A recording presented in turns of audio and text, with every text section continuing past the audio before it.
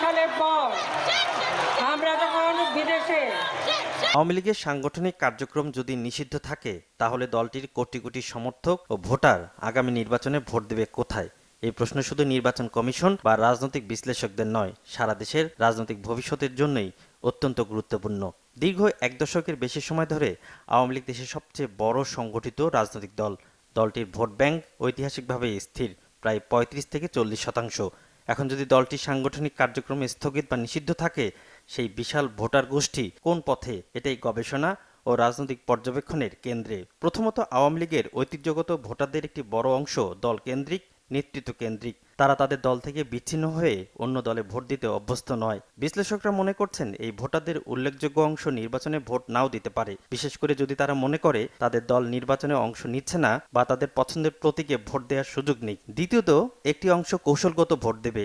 যদি সরাসরি আওয়ামী লীগ ব্যালটে না থাকে, তবে তারা পরিস্থিতি মূল্যায়ন করবে কে তুলনামূলকভাবে স্থিতিশীলতা, উন্নয়ন বা তাদের মূল্যবোধের নিকটবর্তী অবস্থান প্রকাশ করছে। অনেকেই সম্ভবত স্বাধীন প্রার্থী বা দলটির ঘনিষ্ঠ আদর্শিক অবস্থানে থাকা বিকল্প রাজনৈতিক শক্তিকে বেছে নিতে পারে। তৃতীয়ত, স্থানীয় পর্যায়ে শক্তিশালী ব্যক্তিত্বের প্রভাব তীব্রভাবে বাড়বে।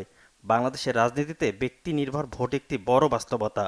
আওয়ামী লীগের সাংগঠনিক নিষেধাজ্ঞার ফলে জনপ্রিয় প্রাক্তন এমপি, স্থানীয় নেতা বা প্রভাবশালী ব্যক্তিরা যদি স্বতন্ত্র হয়ে দাঁড়ান, তবে সেই ভোটারদের একটি ভাগ স্বভাবতই তাদের দিকে ঝুঁকতে পারে। চতুর্থ, ভোটারদের আরেকটি অংশ বিরোধী দলগুলোর দিকে যাবে, কিন্তু সেটিও সীমিত আকারে। কারণ দেশের রাজনৈতিক বাস্তবতায় আওয়ামী লীগ ও বিএনপির ভোটধারা বহু বছর ধরে মেরুকৃত।